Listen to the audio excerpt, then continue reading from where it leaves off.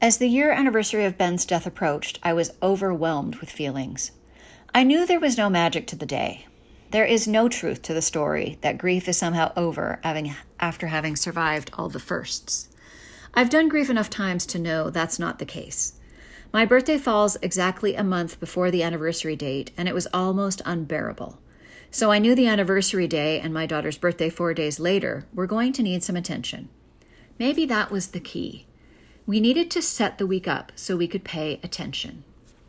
We both worked demanding jobs on a TV show, so that was the first step. We both took the week off.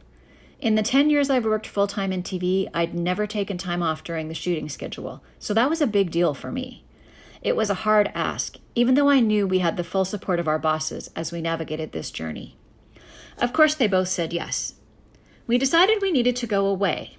With COVID restrictions still in place and the consequences for us of a positive test high, we knew we could only go somewhere close by. So many people had offered us places to stay in the past year, I reached out to one. Yes, of course you could stay, was the answer. Done. But that's not how it ended up. That place fell through, so we pondered. A second offer wasn't suitable for what we needed. A request to use a place wasn't answered.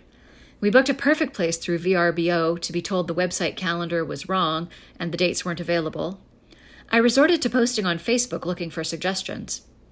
A number were made, but none were available. Then I got a message from a longtime friend offering their place at Whistler. That gave me pause. I knew I'd have to talk with Kathleen before accepting. We'd been at Whistler at our timeshare, where we had gone often with Ben, the weekend he died. I wasn't sure I was ready to go back there. We had a talk about it and decided that because the space was in a totally separate part of the area, away from all our routines there, we should go. Kathleen was the wise one when she pointed out that the week was going to be hard, and going back to Whistler was going to be hard, so we might as well do both. And besides, then she didn't have to worry that the first time I went back there would be by myself, or with someone who didn't get the many-layered relationship with the place. We said yes. Packing was hard. The last time we packed to go to Whistler, Ben was in his room, on the other side of the wall from mine. I remember hearing him laughing at a video he was watching. I remember poking our heads in the day before we were leaving to see if he was going to come, and him deciding not to. We had such a good conversation that day, the three of us together. We planned what we were going to do for Kathleen's birthday a few days after we got back. There were no red flags that he was struggling at all. The drive up was hard. We'd done that drive so many times with Ben. We had our regular stops along the way. Places along the way we visited separate from trips to Whistler. And the scenery is just so beautiful it hurt. Another thing we'd never share with him again. We went for a week and spent each day just being.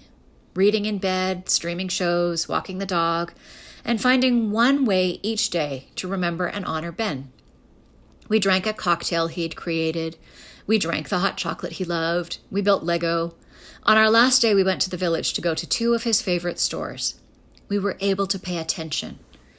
We haven't quite cracked the code for Kathleen's birthday. We'd planned takeout from one of our favorite places and got a nudge from my mom when she called to wish Kathleen happy birthday to get a cake. When Kathleen had said she didn't want to do anything, I'd taken that at face value. But Mom was right. There needed to be cake. Just enough acknowledgement that in this week we were navigating, there was a special day. I hope that in the coming years we'll find more celebration for her birthday. But for this year, acknowledgement was enough. For me, the main thing we did was make space. Space to just be with all the emotions that came up. Space that would not have been possible while working long hours and interacting with other people. There is still a huge hole in my life shaped like Ben, and I think there always will be. There are still so many things that used to be easy that aren't doable. The brain fog is real. I joked to Kathleen that the best thing about the 1-year mark was that now I have an entire year of TV watching I can do again, because I really don't remember any of it. We've made a promise to each other that this week, for however many years we need to, we'll be together.